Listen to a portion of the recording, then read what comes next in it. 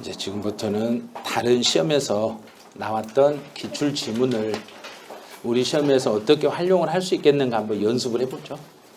그럼 이제 여기에 나와 있는 시험은 올해 이제 시험 본 문제 중에 어떤 문제들이 있냐면 공인의 계산 문제, 또 세무사 문제, 구급 공무원 국가직 시험 문제, 구급 공무원 지방직 시험 문제, 그다음에 세무회계 시험에서 총 5개 시험이 혼용이 돼 있어요.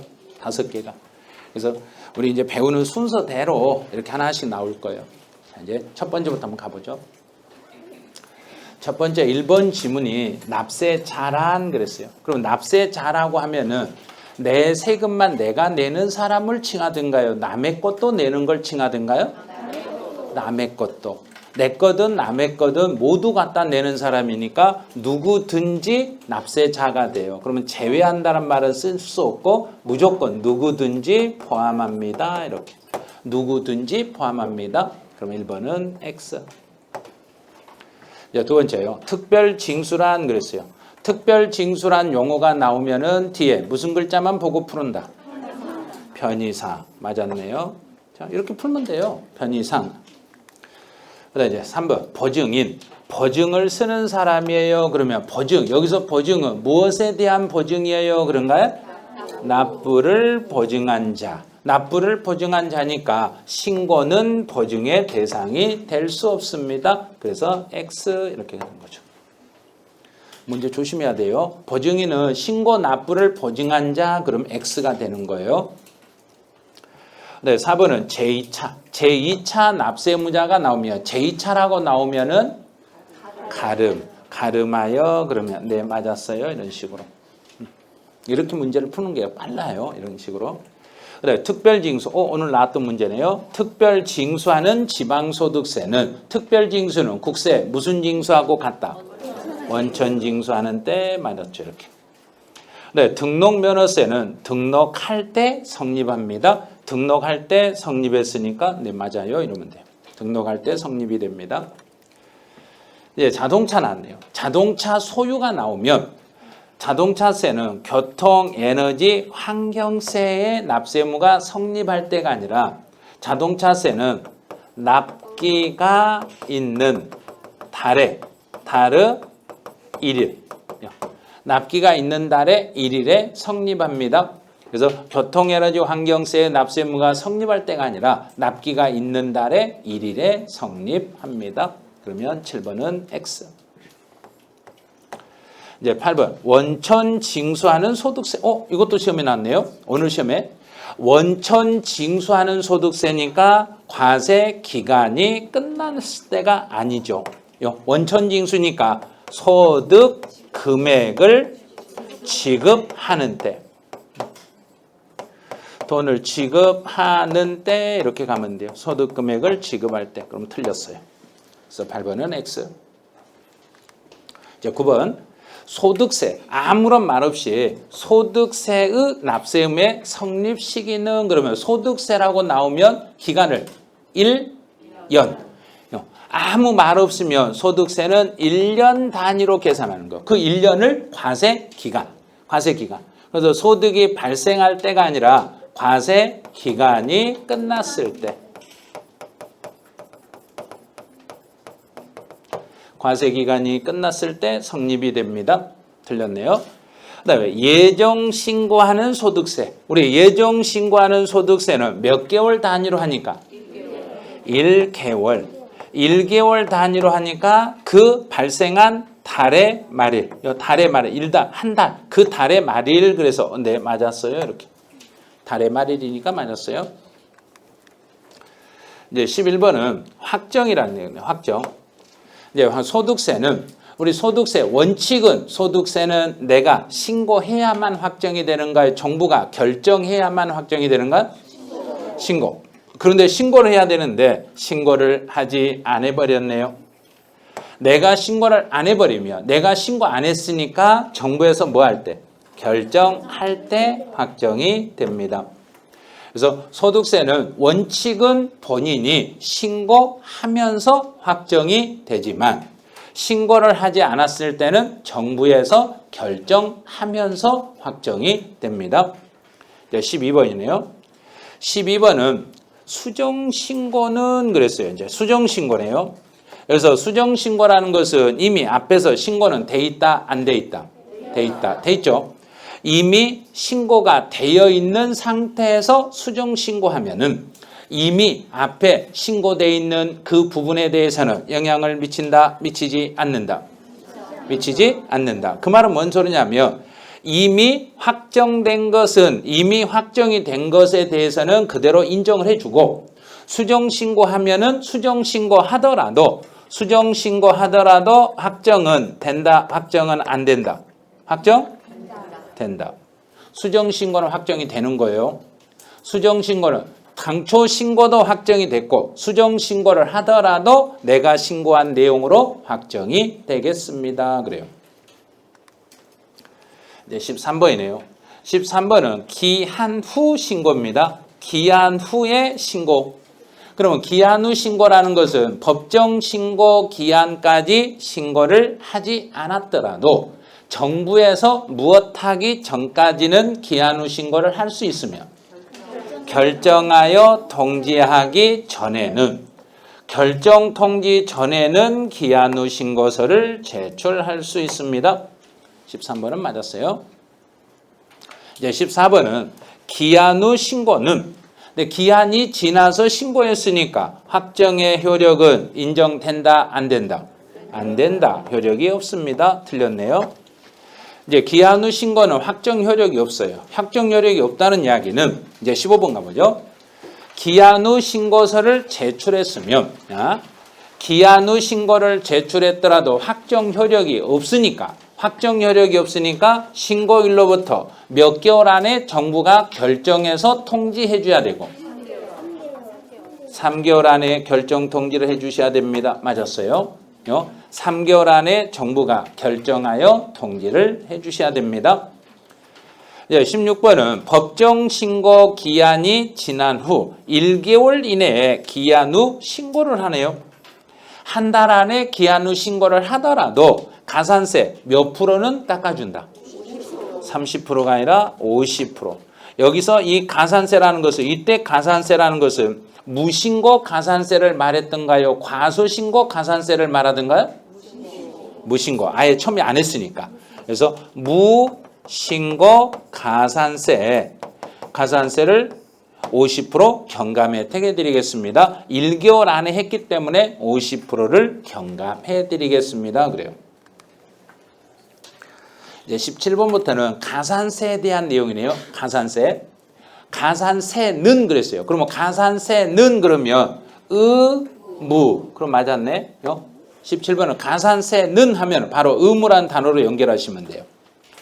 18번은 가산세는 세목으로 한다. 세목으로 가고 본래 세금을 감면하는 경우에 가산세는 감면 대상에 포함시킨다, 포함시키지 않는다.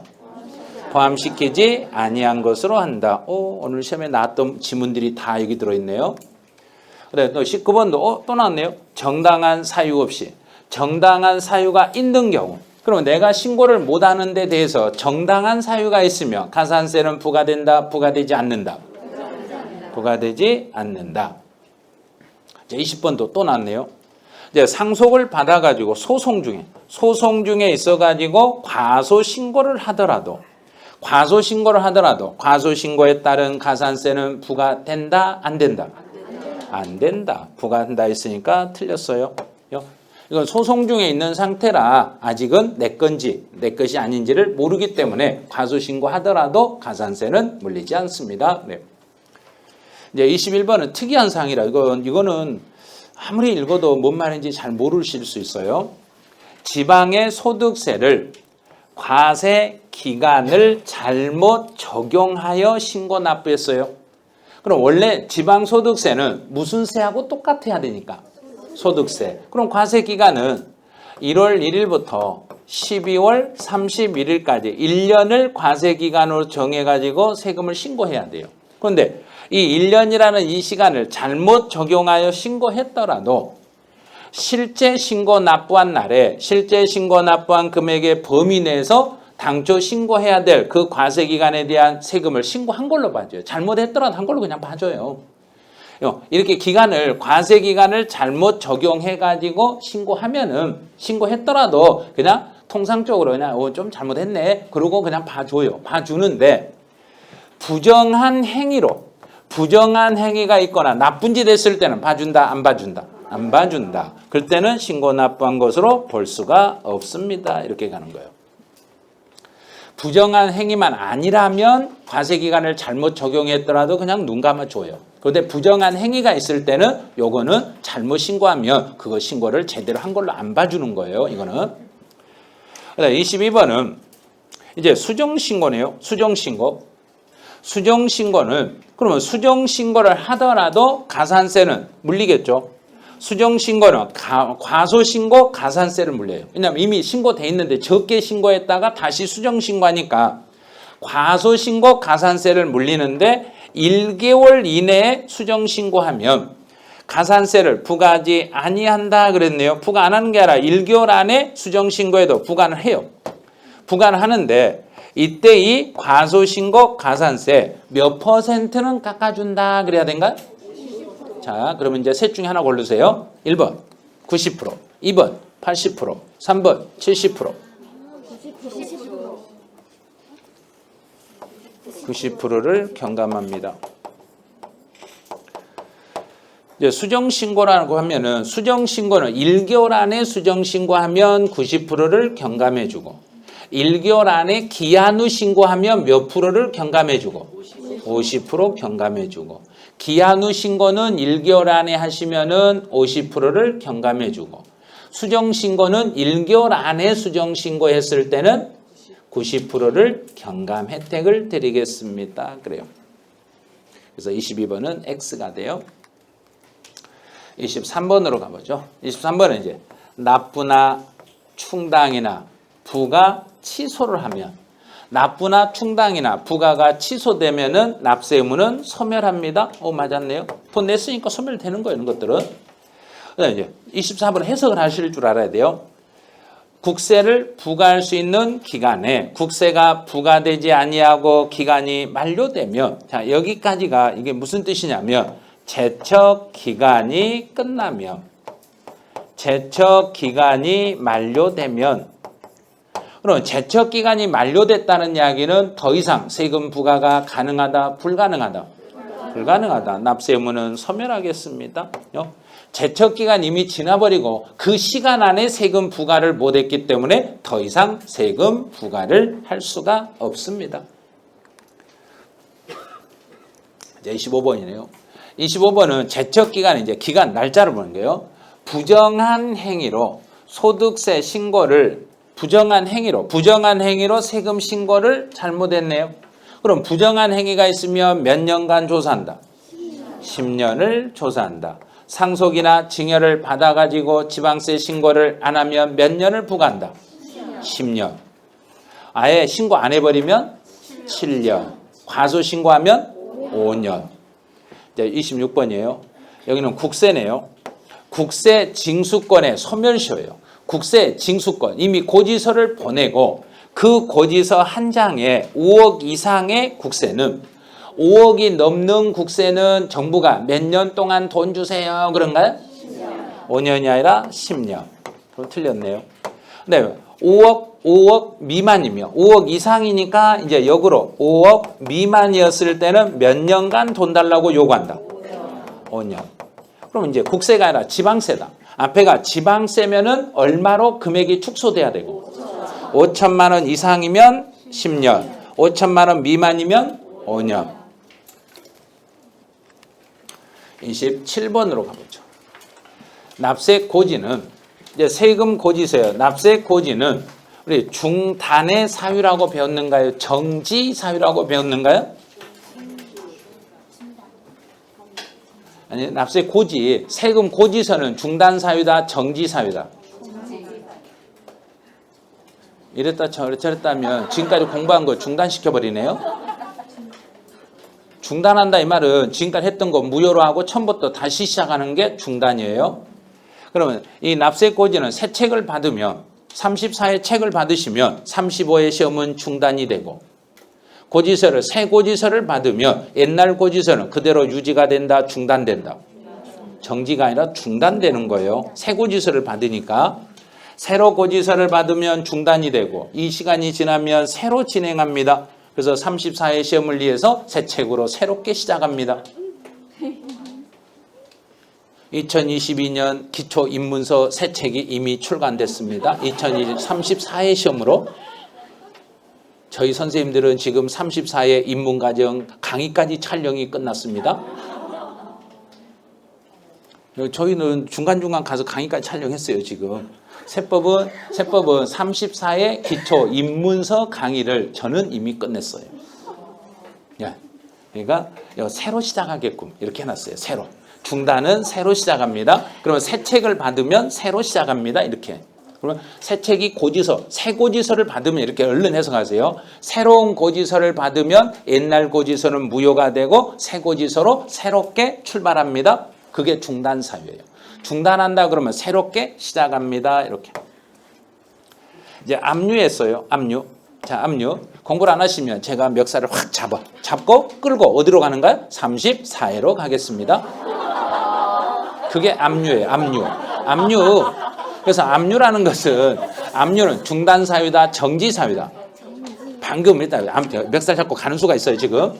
압류를 했으면 딱 잡아가지고 제가 34회로 끌고 가. 그리고 그게 바로 중단이다, 정지다. 중단. 올해 시험 중단하시고 내년으로 가십시다 하고 데리고 가는 거예요. 그러니까 잘못하면 중단하면 압류하는 수가 있어요. 압류한다 이 말은 올해치 공부를 하는데 올해치 하지 마시고 내년으로 가십시다 하고 데리고 간다는 이야기예요. 그래서 그 압류라는 것은 정지가 아니라 중단이에요. 중단. 그래서 압류는 중단이에요. 중단이기 때문에 잔여 기간이 경과되면 끝나는 게 아니라 새롭게 시작합니다. 새로 진행을 다시 하셔야 됩니다. 이렇게 되는 거예요. 그래서 새로운 고지서를 받았거나 압류를 당했거나 또는 독촉이나 또는 채고나 또는 교부 청구가 있으면 중단의 사유입니다. 그래서 중단 사유는 납세 고지, 독촉, 채고, 교부 청구. 그게 중단 사유예요. 중단한다. 가다가 중단 그러면 멈췄다 간다. 새롭게 시작한다. 그러면 가다가 정지 그러면 정지는 뒤에가 무슨 자가 다 붙었던가요? 그렇죠. 그 기간이 붙으면 정지. 그러면 그 기간만 정지했다가 나머지 시간 다시 가는 거. 그래서 정지는 잔여 시간이 지나면 나머지 시간만 이제 끝나면 끝나는 게 정지. 그리고 오늘 학원 안 나왔더라도 다음 주에 나오면 중단했는가 정지했는가요? 정지. 일주일만 쉬었다 나올게요. 그러면 그 기간만 정지하겠습니다. 이런 식으로. 그래서 중단하고 정지는 이제 세법만이 아니라 민법에서도 시험에 나오기 때문에 주의를 좀 해주신 게 좋을 거예요. 이거는 이제 29번 지문은 소멸시효가 완성이 됐다. 자, 소멸시효가 완성이 됐으면, 소멸시효가 완성이 됐으니까 납세 의무는 지금 살아있는가요? 소멸돼 버렸는가요? 납세 의무가 소멸돼 버렸습니다. 그러면 나에 대한 납세 의무가 소멸됐으니까 내 뒤에 있는 사람의 납세 의무는 그대로 살아있다. 그것도 소멸된다. 내 납세 의무가 소멸되니까 제2차 납세 의무자, 납세 보증인, 물적 납세 의무자에게도 효력을 미치겠습니다. 그 사람에게도 소멸을 되겠습니다. 내가 소멸했으니까 뒤로도 그냥 깨끗이 끝나버리겠습니다. 이제 30번은 소멸시효의 기산일입니다. 이제 소멸시효의 기산일은 두 개로 나눠볼게요. 신고 납부 세목에 대한 소멸시효의 기산일과 보통 징수 세목에 대한 소멸시효의 기산일은, 그러면 신고 납부 세목들은 어떻게 해요? 그러면 신고 납부 세목이라는 것은 신고 납부 기한의 다음 날이 돼요. 본인이 신고 납부해야 될 그 기한의 다음 날부터 정부는 돈 달라고 요구할 수 있습니다. 이제 정부가 고지서를 보냈을 때는 어떻게 해요? 그러면 정부가 나에게 고지서를 보냈을 때는 언제까지 돈 내세요? 그러면 납부 기한의 다음 날이 돼요. 여기는 신고에 의하여 납부 의무가 확정되는 그랬으니까 여기서는 신고 납부 기한의 다음 날이 기산일이 되겠습니다. 30번은 맞았네요. 이제 31번은 여기서부터는 이제 법정기일이에요. 법정기일도 두 개로 나누시면 돼요. 법정기일도 신고 납부 세목에 대한 법정기일과 보통 징수 세목에 대한 법정기일. 그럼 우리 신고 납부 세금에 대한 법정기일은 언제로 잡았었고?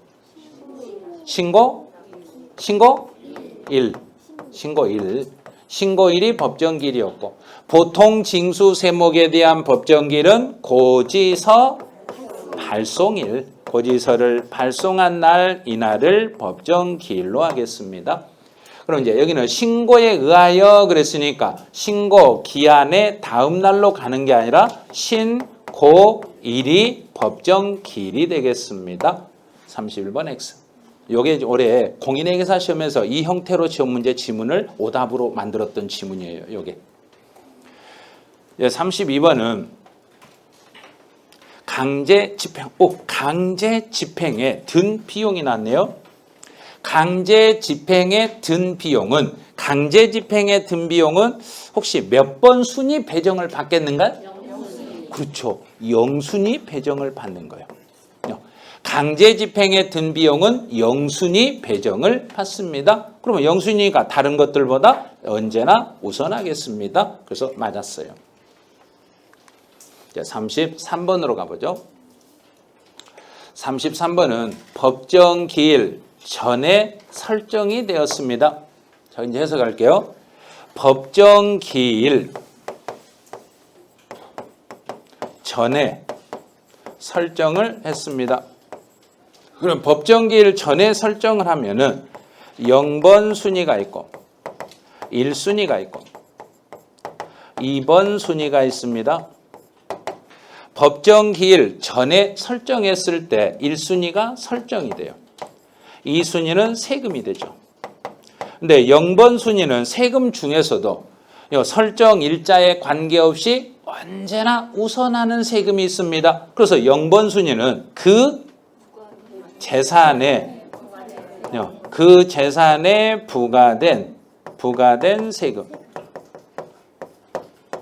그럼 그 재산에 부과된 세금의 종류는 여기서 여기에 해당되는 세금은 재산세, 자동차세, 재산세나 자동차세에 부과되는 지방교육세와 지역 자원시설세, 상속세, 증여세, 종합부동산세 그런 게 있습니다. 다 보이죠? 뭐라고 써놨는데요? 네, 다 보일 거예요. 지금 좀 보여야 돼요. 그래서요, 법정기일 전에 설정이 됐으면 담보된 채권을 뭘 하겠던가? 설정, 요게. 그래서 설정은 국세에 우선한다. 그러면 설정은 국세에 우선하는데 그 재산에 부과된 세금을 포함하여 우선한다, 제외하고 우선한다. 제외하고. 그래서 가로에 상속세나 증여세나 종합부동산세는 빼고요. 그걸 제외한 나머지요. 요 세금을 0번보다는 설정이 뒤로 밀리니까 그러면 그 재산에 부과된 세금을 제외한 나머지 일반적인 세금보다는 설정이 우선하겠습니다. 그래서 네, 맞았어요. 이렇게. 이제 34번 지문으로 가봐요. 34번은 압류를 했네요. 압류하고 겹부청구가 이렇게 부딪혀네. 압류하고 겹부청구가 부딪히면 누가 1번 순위 배정을 받고? 압류가 1번, 겹부청구 2번. 그러면 압류에 관계되는 징수비는 겹부청구한 것보다 우선하여 징수합니다. 네, 맞았죠. 이렇게. 네, 납세 담보물을 매각했네요. 그래서 납세 담보물을 매각했을 때는 다른 세금보다 담보가 우선인가요? 다른 세금이 우선인가요? 담보물을 매각했을 때는 그 국세 및 강제 징수비보다 담보물을 매각했을 때 담보가 먼저 가져가겠습니다. 그래요. 이게 맞았어요. 이제 36번 여기서부터 이제 지방세 취득세 문제예요.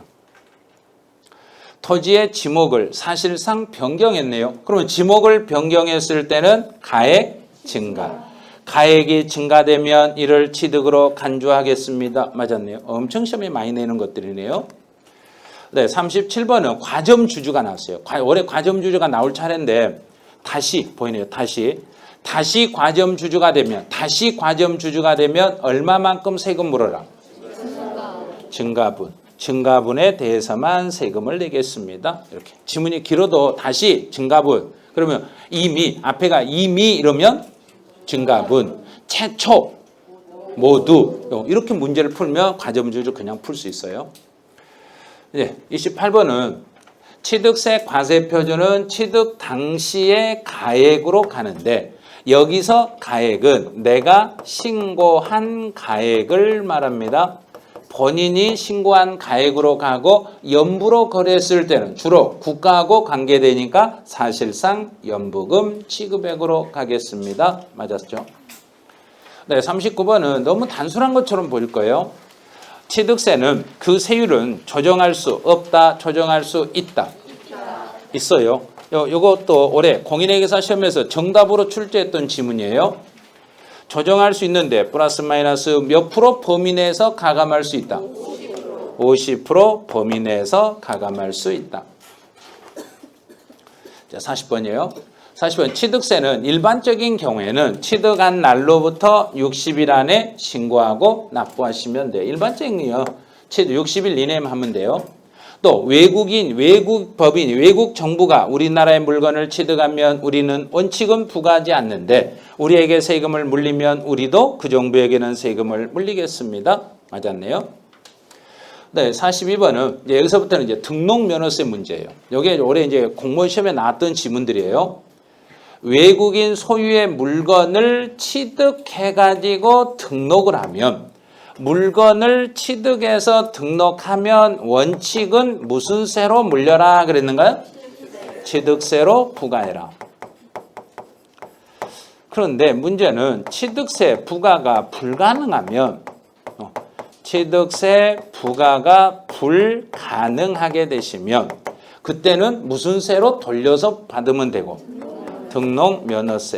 등록면허세로 돌려서 받으시면 됩니다. 그래요. 그리고 여기서도 외국인 물건을 우리나라로 가지고 들어올 때 이미 취득세 부과했다, 부과되지 않았다. 부과했죠.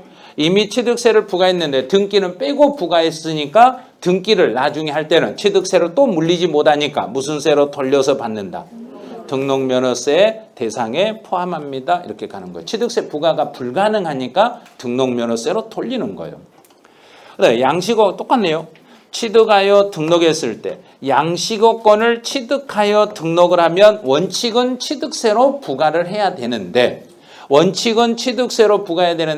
이 경우는 정부 입장에서 취득세를 면제시켜 주니까 취득세를 면제해 버리니까 대신에 등록면허세 대상에 포함한다, 포함되지 않는다. 포함한다. 그러면 X가 되겠죠. 이제 44번이네요. 채권자 대위자는 채권자가 나를 대신해서 취득세나 등록면허세 신고 납부할 수 없다, 있다. 있다. 없는 게 아니라 있다. 그러면 여기는 등록면허세만이 아니라 취득세도 할 수 있는 거예요. 등록면허세나 취득세 둘 다 채권자 대위자가 신고 납부할 수 있습니다. 네, 45번은 이제 비과세 지문에서 제일 중요한 게 증자나 출자 전환이네요. 법인의 자본금이 증가됐을 때는 그 증가된 부분에 대해서는 등록면허세를 과세한다. 근데 부과 대상이 되는 등록에 포함되지 않는다 그랬으니까 틀렸어요. 포함되지 않는 게 아니라 포함한다. 45번은 X예요. 46번부터는 이제 여기서부터는 재산세 공정시장 가액비율을 묻는 거예요.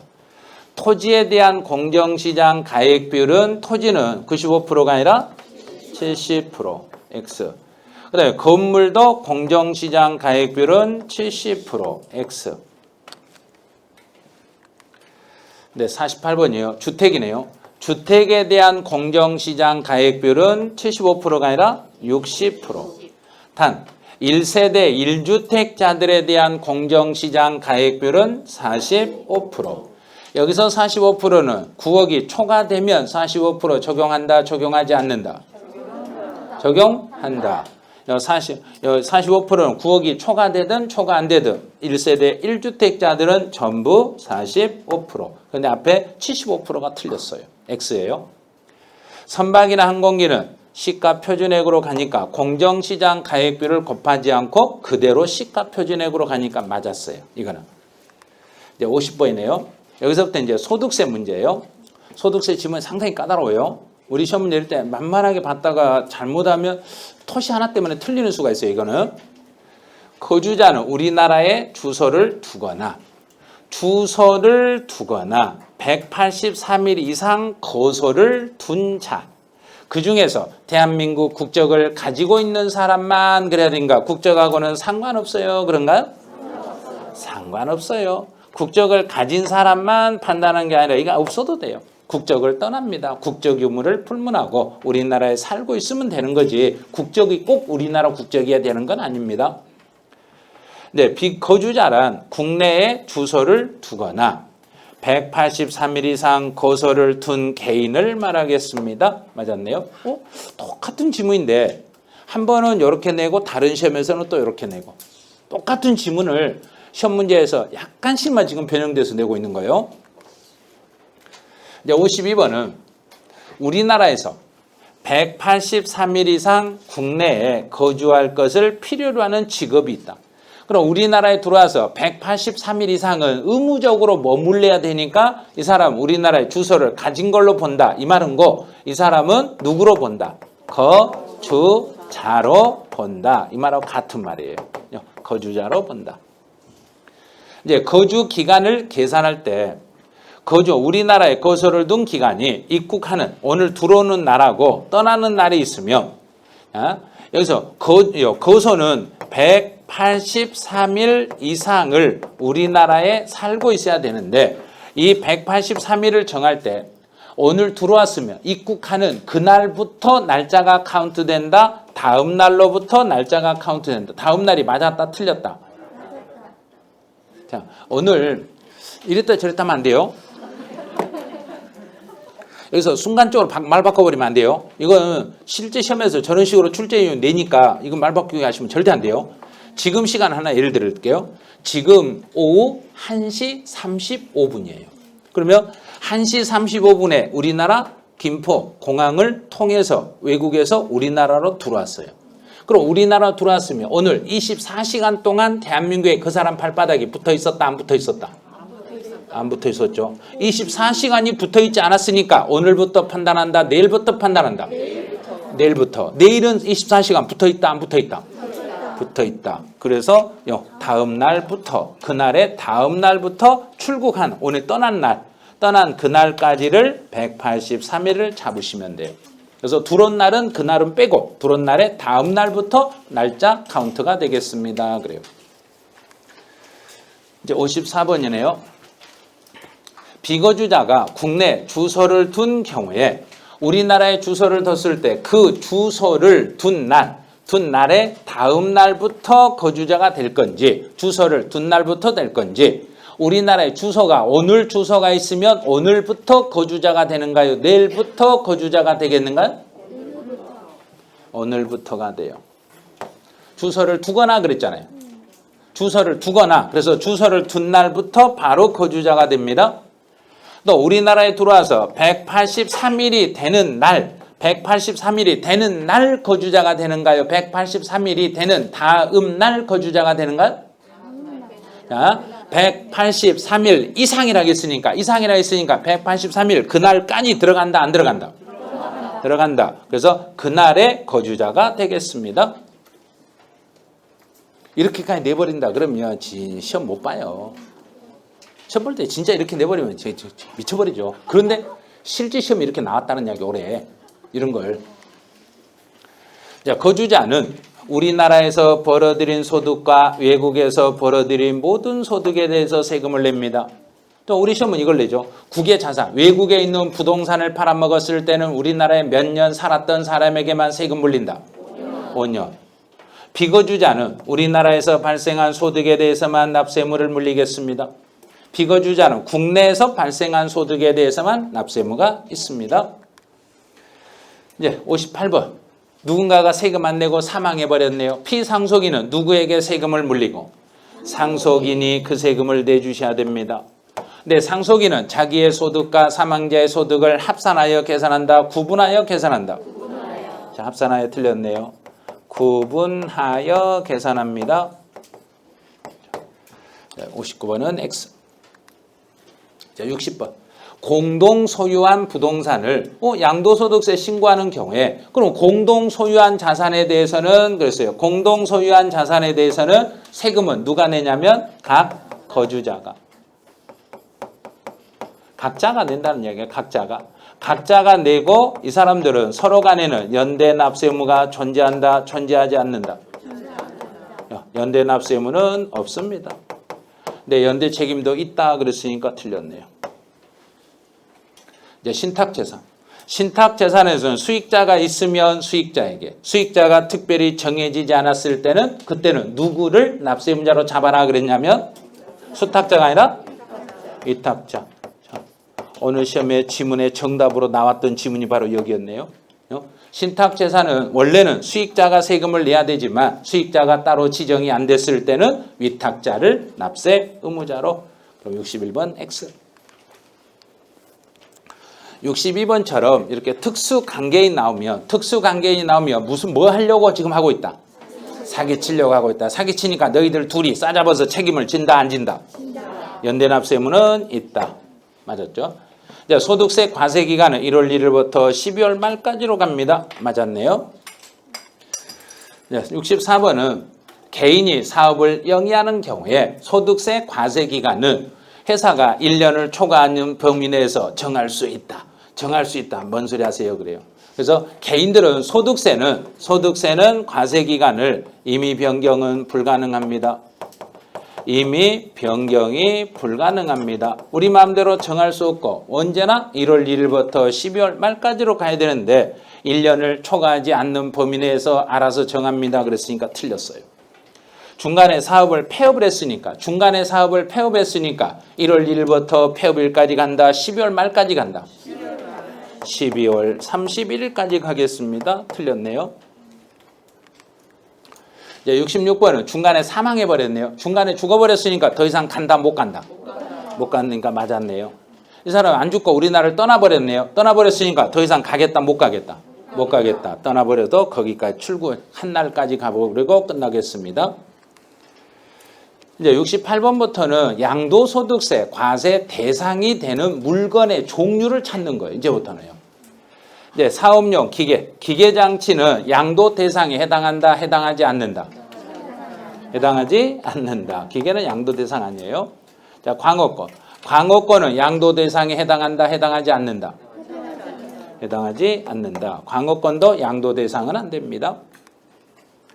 네, 건물을 현물 출자했어요. 그 건물을 법인에게 넘겨주고 법인으로부터 주식을 받았으며 양도 대상에 해당한다, 해당하지 않는다? 해당한다. 산업재산권은 양도 대상에 해당한다, 해당하지 않는다? 발음 정확히 해보세요. 산업재산권은 양도 대상이다, 아니다? 아니다. 72번이요. 토지 건물의 양도는 양도소득 대상에 해당한다. 부동산을 취득할 수 있는 권리는 양도 대상에 해당한다. 네, 74번 이제 주식이네요. 주식 중에 비상장 주식은 양도 대상에 해당한다, 해당하지 않는다? 한다. 비상장 주식은 해당한다. 그런데 대신에 상장 주식은 원칙은 과세를 제외합니다. 이 상장 주식은 원칙은 과세하지 않아요. 원칙은 과세를 하지 않는데 예외적으로 상장 주식에 대해서 과세가 되는 건 다음에 두 가지는 과세합니다. 다음에 두 가지 중에 상장 주식 중에 첫 번째 하나는 대주주는 과세합니다. 자, 두 번째요. 두 번째는 장외 거래. 장외. 시장 밖에서 거래하는 장외 거래는 과세합니다. 자, 75번이요. 한지 처분으로 지목이나 지번이 변경이 됐어요. 지목이나 지번이 변경이 됐으니까 양도로 본다, 양도로 아닌 걸로 본다. 지목이나 지번이 바뀌었으니까 실제로 거래가 됐다, 안 됐다? 안 됐다. 양도로 볼 수가 없다. 이건 양도가 아니에요. 형식상 번지 바뀐 건 양도 아니에요. 그다음에 76번은 양도 담보는 원칙은 양도가 아니지만 변제 충당이 되면 변제 충당이 됐을 때는 양도한 것으로 본다. 맞았네요. 재산분할을 양도로 본다, 양도가 아닌 걸로 본다. 양도가 아닌 걸로 본다. 그러면 77번 X. 78번이네요. 자녀에게 무상으로 이전해 줬네요. 토지의 소유권을 자녀에게 무상으로 이전해 줬으니까 양도한 것으로 무상인데 무슨 양도로 봐요? 자, 지금 압류하는 수가 있어요? 지금 잘못하면 압류할 수가 있어요? 네? 저 어차피 내년에 또 우리 강의할 때 강의실을 지켜야 되니까 또 압류해서 대리 끌고 가는 사람이 있어. 끌고 갈 수가 있어요. 틀리시면 안 돼. 그러니까 무상은 양도가 아니다. 무상은 양도 아니다. 유상일 때만 양도예요. 유상. 양도라는 것은 돈 받고 팔아야 양도지 공짜로 줘버리면 징여예요. 징여. 받은 사람이 징여세 내시면 돼요. 토지나 건물을 양도했을 때는 양도소득에 포함한다. 그다음 80번. 부동산 임차권은 우리나라에 있는 부동산 임차권은 반드시 등기가 되어야 된다. 안 돼 있어도 상관없다. 된다. 등기되지 않았으니까 양도 대상에 포함하지 않는다. 네, 지상권이나 전세권은 미등기 상태의 지상권이나 전세권은 양도소득에 포함하지 않는다. 포함한다. 포함한다. 틀렸네요. 포함하지 않는다가 아니라 포함한다. 82번. 영어권을 단독으로 이전했다. 영어권만 따로 띄어서 움직였으니까 양도소득이 아니라 기타소득입니다. 이런 경우는 기타소득이니까 틀렸어요. 이제 파산선고 처분으로 발생하는 그 소득은 파산선고 처분으로 발생하는 소득은 양도소득세가 비과세 대상입니다. 그러면 틀렸네요. 84번이요. 요거 이제 올해 세무사 시험에서 정답으로 나왔던 지문이에요. 국가가 시행하는 사업과 내 땅하고 국가에 내 농지하고 국가 땅을 바꿨을 때는 쌍방 토지가액의 차액이 큰 편에 얼마 이하이며 4분의 1. 4분의 2 하니까 5분의 1이 되더라도 비과세가 가능합니다. 5분의 1이면 4분의 1보다 작았기 때문에 5분의 1일지라도 비과세를 받을 수 있습니다. 이제 85번은 취득 당시의 실거래가를 확인할 수 없네요. 취득 당시의 실거래가 확인이 안 되면 매, 감, 환, 기를 순서대로요. 이렇게 순서. 이 순서를 잘 생각하시면 돼요. 매, 감, 환, 기 순서입니다. 그러면 네, 맞았죠. 85번은 동그라미. 이제 86번은 소송비용이네요. 이 소송비용은 원칙은 취득가액에 포함하지만 원칙은 취득가액에 들어가야 돼요. 그런데 다른 소득에서 이미 필요경비로 산입해버렸네요. 다른 데서 이미 비용 처리가 돼버렸으니까 이것들은 필요경비, 양도소득세에서는 또다시 필요경비로 인정한다, 인정하지 않는다. 인정하지 않는다. 다른 데서 이미 비용 처리했으니까 양도소득에서는 이중으로 비용 처리를 해드릴 수 없습니다. 이제 87번. 요거 엄청 어려운 문제예요. 취득가액을 환산 취득가액으로 계산하시면, 이거 익혀볼게요. 취득가액을 환산 취득가액으로 한다는 이야기는 내가 실제로 들어간 가격이란 이야기인가? 정부에서 정해준 가격이란 이야기인가? 정부에서 인정한 거. 정부에서 인정한 건데, 그런데 환산 취득 가격으로 간다는 이야기는 곧 실제 가격으로 인정을 받는다, 못 받는다? 받는다. 매감 환까지는 실거래가로 인정받아요. 그러면 실거래가로 인정을 받으니까 실제 들어간 비용도 인정을 해줘야 된다, 안 해줘야 된다? 그렇죠. 실제 비용도 인정을 해줘야 돼요. 그러면 정부에서 인정한 것도 인정이 되고 내가 실제로 들어간 것도 인정이 돼요. 그러면 정부가 우리가 정한 것하고 당신이 실제로 들어간 걸 비교해서 둘 중에 당신에게 유리할 대로 해라 그런가, 불리할 대로 해라 그런가요? 유리할 대로. 당신에게 유리할 대로 해라 그랬으니까 둘 중에 큰 비용으로 간다, 적은 비용으로 간다? 둘 중에 큰 비용. 우리 시험은 작년에 이 내용을 계산 문제로 출제했어요. 그래서 32의 기출문제를 제가 어제인가 올려드렸더니 어떤 분이 밑에다 글을 썼는데 한 분이 아니라 여러 분이 글을 썼어요. 지금까지 31회까지 풀어보고 32의 문제를 풀어보니까 난이도가 다른 때하고 다르네요. 상당히 까탈스럽네요. 그래서 이전부터 그 31회까지는 문제 맞췄던 거에 비해서 32회 때가 그 전에 기출문제보다 3개씩이 개수가 내려가네요. 이렇게 써놨더라고요. 그게 딱 맞아요. 작년 기출문제가. 그래서 작년 기출문제는 다른 때보다 상당히 난이도가 있었어요. 근데 작년 수준으로 문제를 내버리면 올해도 문제 풀 때 상당히 애로사항이 있을 거예요. 그래서 지문들을 계속 이렇게 많은 지문을 알려드린 거예요. 이런 지문을 풀 때 환산 취득 가격이면 정부에서 정한 환산 취득 가액에다가 여기에다 플러스 정부가 인정한 비용이 있어요. 정부가 인정한 비용을 필요 경비 계산 공제라고 그래요. 필요 경비 계산 공제를 더한 것과 이제 내가 실제로 들어간 자본적 지출액과 자본적 지출액과 양도 비용. 양도 직접 들어간 비용을 더해서 이 두 개를 더해서 나에게 유리할 대로 선택하시면 돼요. 그럼 이제 지문을 보면 환산 취득가액의 필요경비 계산 공제를 더한 금액이 자본적 지출액에 양도 비용을 더한 금액보다 적어버리면 정부에서 인정한 게 실제 들어간 것보다 적어버리면 정부에서 인정한 게 실제 들어간 것보다 적어버리면 정부에서 인정한 비용으로 가라. 내가 실제 들어간 걸로도 할 수 있다.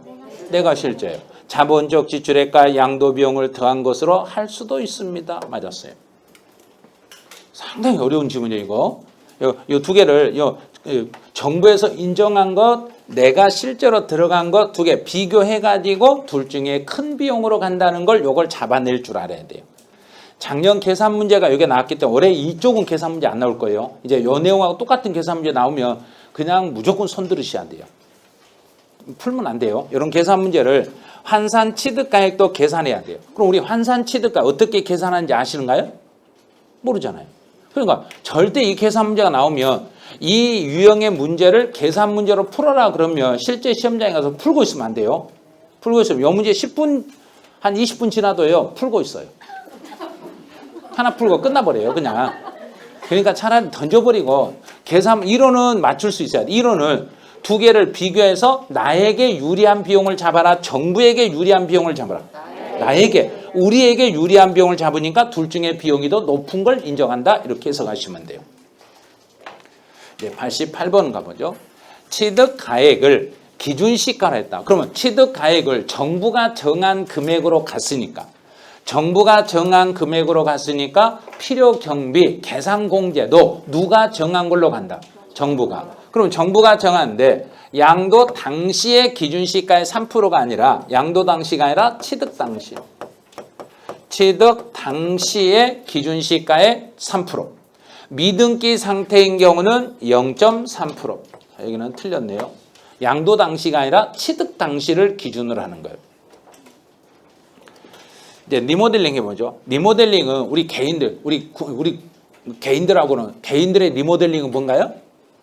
이제 29일 뒤에 리모델링 하실 분이 생길 거예요. 어차피 마스크 쓰고 있을 때 하는 게 좋아요.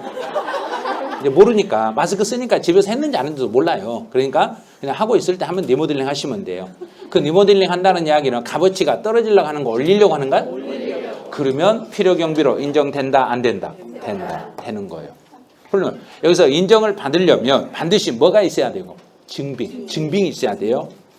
증빙이 있어야 되는데 만약에 증빙이 없을 때는 뭐라도 확인돼야 되고 금융거래 계좌이체 내역이라도 확인되셔야 돼요. 그래서 증빙이 있든지 아니면 증빙이 없으면 거래, 계좌이체 거래 내역이라도 확인되든지 둘 중에 하나는 있어야 돼요. 이제 90번으로 가보죠. 이제 특수관계인 나왔네요. 특수관계인 나오면 세법 문제 풀 때 이거 뭐 하려고 하는가요? 사기치려고 하죠. 사기치려고 하니까 특수관계인하고 거래한 걸 인정하려고 한다, 인정 안 하려고 한다. 자, 인정 안 하는 게 바로 이거예요. 부당행위 계산 부인입니다.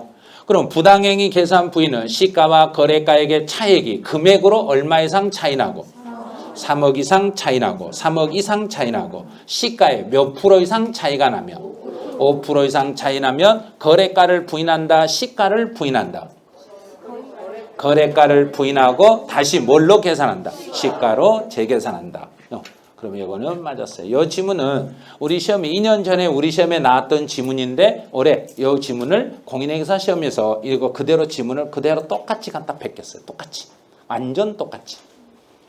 그래서 부당행위 계산 부인에 해당되면 거래가액을 부인하고 거래가를 부인하고 시가로 재계산을 하겠습니다. 시세대로 다시 계산하겠습니다. 그래요. 이제 91번. 오늘 풀었던 지문 중에 오답으로 정답률이 엄청 낮았던 지문 요거였어요. 이제 소득세는 국세죠. 국세의 납세지들은 국세의 납세지는 물건 소재지로 간다, 주소지로 간다. 이제 알겠죠? 사업장 소재지가 아니라 그 사람의 주소지를 납세지로 합니다. 틀렸어요. 이제 92번 문제네요. 신탁수익권. 신탁수익권을 양도했을 때 우리 주식을 제외한 나머지 물건을 양도했을 때는 무조건 1개월 단위로 신고하시면 돼요. 1개월 단위니까 신탁수익권을 양도해도 반기 말일이 아니라 달의 말일. 1개월 단위 1개월. 달의 말일부터 2개월 안에 예정신고를 하시면 돼요. 신탁수익권도 1개월 단위로 예정신고하는 거예요. 근데 부담부 증여는 나오면 양도일이 속하는 달의 말일부터 부담부 증여는 몇 개월 안에 신고해라? 4개월이 아니라 3개월 이내에 신고하니까 X 틀렸어요. 이제 94번이네요. 이제 확정신고네요. 양도소득세 확정신고는 다음 연도 5월 1일부터 5월 31일까지 확정신고해야 됩니다. 이건 맞았네요. 이제 95번. 과세 표준이 없거나 결손금이 발생해도 확정신고는 해야 됩니다. 확정신고를 해 세금 낼 게 없어도 신고는 하셔야 됩니다. 96번이네요. 예정신고 시 예정신고로 납부할 세금이 1,000만 원을 초과하면 분할납부를 신청할 수 있다.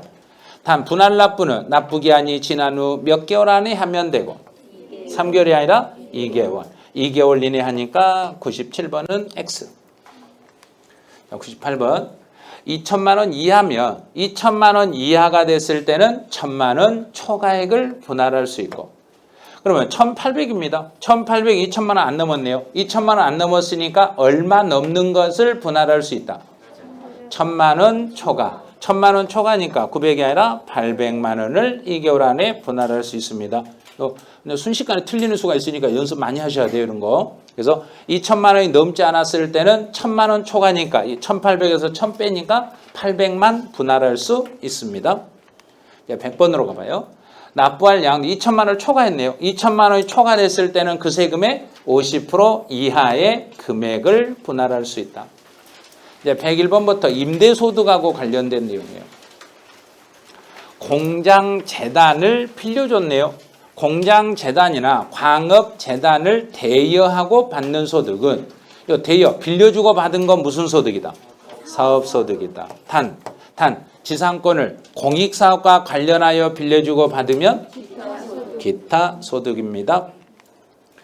네, 102번이요. 전세 보증금에 대해서는 간주임대료. 그럼 간주임대료를 계산할 때 전세 보증금은 1번과 2번이 동시에 충족하시면 됩니다. 그랬죠.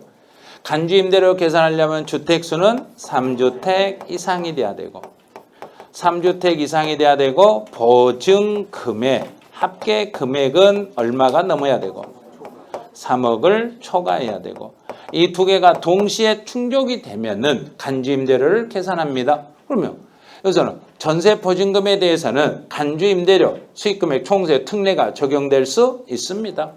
이 조건만 맞으면 특례가 적용될 수 있어요. 그다음 2주택 이하는 간주 임대료를 계산할 필요가 없다. 없죠. 3주택이 넘지 않았으니까 2주택 이하면 절대 간주 임대료 계산할 필요가 없습니다. 이제 104번이네요. 이제 주택수를 계산할 때 소형 주택은 주택수에 포함한다, 포함하지 않는다. 포함하지 않는다. 맞았네요. 자, 105번. 주거용 건물을 임대해서 2천만 원 이하가 되며 2천만 원 이하가 되면은 주택을 임대해서 1년간 내가 받은 게 2천만 원 이하가 되면 과세한다, 과세하지 않는다. 과세? 한다. 안 하기는요. 과세해요. 이거. 2천만 원 이하가 되더라도 과세 안 하는 게 아니라 과세를 하는데 이제 1번과 2번을 선택할 수 있어요. 1번은 종합 합산 과세로 하든지 또는 분리 과세로 가든지 종합 합산 과세로 과세를 하든지 분리 과세로 하든지 둘 중에 하나를 납세자가 본인에게 유리할 대로 선택하시면 됩니다. 본인에게 유리할 대로 선택하시면 됩니다. 그런데 과세하지 않는다 그랬으니까 틀렸죠? 이러면 돼요. 2천만 원이 넘지 않아도 세금은 내야 돼요. 내는데 합산하든지 분리하든지 둘 중에 하나 선택하시면 됩니다. 이제 106번 가보죠. 다가구주택은 원칙은 1개의 주택으로 보되 구분 등기가 되어 있을 때는 각각의 주택으로 봅니다. 이제 107번이요. 본인과 아들이 나와 내 배우자가 아니라 자녀네요. 나와 자녀가 각각 주택을 가지고 있음 이를 합산하여 계산한다. 합산하지 않는다. 합산하지 않는다. 나와 누구만 합산하니까 배우자만 합산하니까 자녀하고는 절대 합산하지 않는다. 이제 마지막이네요. 이제 결손금 나왔네요. 결손금이 나오면 두 개로 나누면 되죠. 상가에서 발생한 결손금과 주택에서 발생한 결손금. 그러면 상가에서 발생한 결손금들은 다른 종합소득 금액을 계산할 때 종합소득 금액 계산 시 이제 상가에서 발생한 결손금은 다른 종합소득 금액을 계산할 때 결손금 공제가 가능하다, 공제가 불가능하다. 불가능하다. 공제는 불가능합니다. 근데 주택에서 발생한 결손금은 다른 종합소득 금액을 계산할 때 주택에서 발생한 결손금은 공제가 가능하다. 공제가 가능합니다. 그럼 이제 질문 보니까요. 주거용 건물 임대는 제외하고 그러면 상가네요. 상가기 때문에 결손금은 공제하지 않는다. 맞았네. 이렇게. 자, 다른 자격시험의 지문을 한번 봤더니 오늘 동영 1주차 문제가 야 이것만 먼저 보고 시험 봤으면 얼마나 좋았을까. 그래서 미리서 전부 다 안아드렸잖아요. 스스로 연구했어야죠. 예? 스스로 그 정도는 했어야죠. 그래서 미리서 드린 이유가 있었는데 그걸 몰랐어요 지금. 예? 다음 주에도 아마 여기 지문들 중에서도 상당히 많은 지문들이 다시 또 활용이 될 거예요. 왜냐하면 제가 출제하는 범위에서 나온 기출 지문은 제가 활용을 했고 이제 제가 출제하는 범위가 아니라 제가 이제 출제 범위를 나눴어요. 어느 부분은 내가 출제하고 어느 부분은 임기현 선생님이 출제하는데 그쪽에서 출제할 때 또 기출 지문이 있으면 그걸 활용해서 출제해라. 그래서 오늘 자격시험, 기출시험 나온 거 OX 이게 동영 2주차에도 연결이 돼요. 1주차, 2주차 두 군데 연결이 되니까 다음 주에도 한번 이거 문제 잘 풀어보시고 오시면 그러면 문제 풀 때 많이 도움이 되실 거예요. 그리고 오늘의 이제 마지막 멘트가 하나 있네요. 이게 산이라는 게 여기에 중개사 시험이라고 생각해 보세요. 반드시 올라오는 사람에게만 정복당한다는 것을 잊지 말기 바랍니다. 그랬어요. 이제 시험은 스스로 노력을 해서 합격하려고 노력하면 일단 합격이 되겠지만 그게 가만히 있는다고 해서 시험 합격이 나한테 다가오거나 그렇지는 않아요. 그래서 내가 가만히 있으면 안 다가와요. 그래서 스스로 노력을 하셔야 되니까요. 이렇게 지문 같은 거 사실은 이렇게 OX 지문 이걸 제가 해드리는 게 아니라 직접 했어야 되거든요. 직접 다른 자격시험에 나온 걸 찾아가지고 이걸 지문을 분석하고 이런 지문들을 다 찾아서 공부를 하고 통용 문제 풀 수 있도록 노력을 해야 돼요. 근데 어쩔 수 없으니까 제가 해드린 거예요. 이제 다음 주에는 어떤 걸 해드리냐면 이제 우리 중개사 기출 문제 중에서 30회 시험에 나왔던 기출 문제 OX 지문을 정리해 드릴 거예요. 30회 시험. 그리고 마지막 날은 동영 4주차에는 이제 2개 지문에 31회하고 32회를 연속으로 OX 지문을 다 해드릴 거예요. 그때 가서는요. 그래서 이제 남는 시간이 저희하고 같이 할 수 있는 시간은 딱 3번. 3번 남았어요. 3번이 끝나면 더 이상은 없어요. 이제 우리는 이제 시험 합격하고 끝나야지 34회를 기웃기웃 하시면 안 돼요. 이제 34회 시험은 합격 이제 공부하실 분들에게는 노량진 학원으로 보내주시면 돼요. 이제 보내주시면 우리가 오는 게 아니라 남들을 보내주시면 돼요. 예. 그래서 공부할 때 좀 우리 힘들게 했던 사람들 있잖아요. 옆에서 비웃고 하는 사람들 중개사 시험이 그거 뭐 좀 어렵다고 그분들을 전부 학원으로 보내주라는 얘기예요. 예? 그러면 그런 말을 절대 안 할 거라는 거. 예? 그래서 올해 이제 시험 얼마 안 남았으니까 최선을 다해서 꼭 합격하시기 바라네요. 네, 여기서 마치죠. 수고하셨습니다.